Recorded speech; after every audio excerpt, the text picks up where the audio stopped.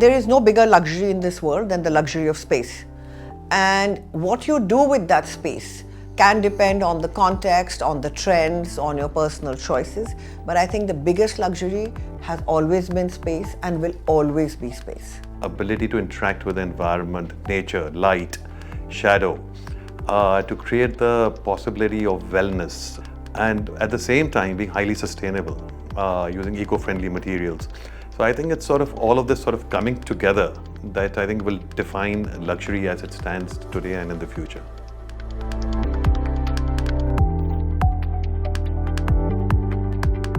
There's almost an everyday change into the tools available to design and predict the performance of buildings.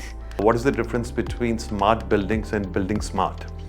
And what really technology is enabling us to do today is to build smart. We can create designs in the virtual world of the computer. We can analyze them, test them even before they're built.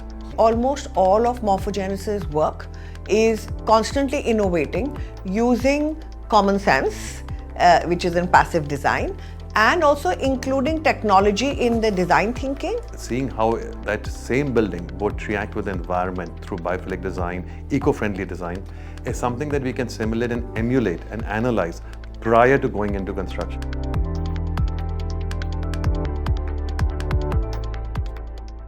If I even track back to all the work that we've done from the early years, we had there was a house that we did called the Fort House, which pretty much remained cool through the year without using air conditioning. We then designed a building called the Pearl Academy of Fashion.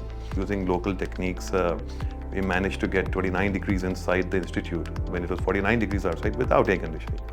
And as the practice progressed, so did the scale of the work and the different types of typologies that we did. We recently just completed the Surat Diamond Bourse.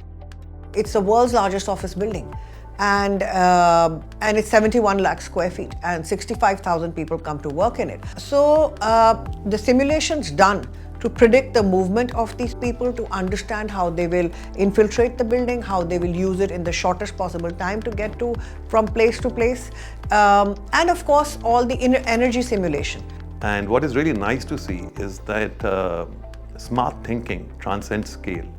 So the same principles of harnessing winds, of using natural stack effect to cool the building, of using radiant cooling, of knowing where the sun is, orientation, natural shading, all these elements put together is what led the Surat Diamond Bourse today. It's a LEED Platinum certified building, and more so, it consumes 50% lesser energy than benchmark green buildings.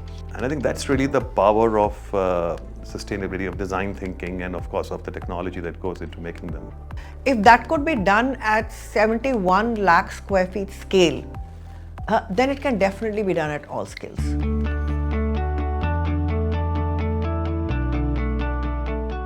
India is going to build 1 billion square feet of space for urbanization, of rural India becoming more urbanized India. And what really excites me is what this new generation of urbanized Indians will consider smartness. Of course, technology will be the backbone because we're also a very techie generation.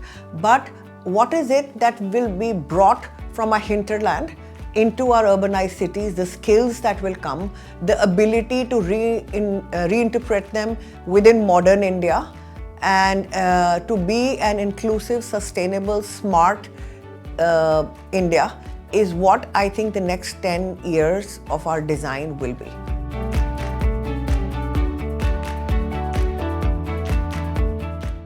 We really don't find that challenge. The question really is the process thorough? The process of thinking through how can we harness natural light? How can we keep the sun up in a hot climate? If it's a cold climate, how can we get the sun in? And the most beautiful part about architecture and design is that you pursue the path of common sense, you generally will succeed. Today, I don't think that there is a material restriction in trying to achieve luxury. Today, most materials are or should be headed in that direction, where its sustainability is inherent to that material itself.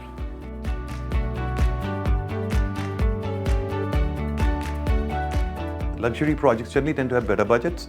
So the ability to take that form of architecture and push the envelope will be far higher. So I really think that luxurious architecture, luxurious buildings will set the trend in how we should really be building.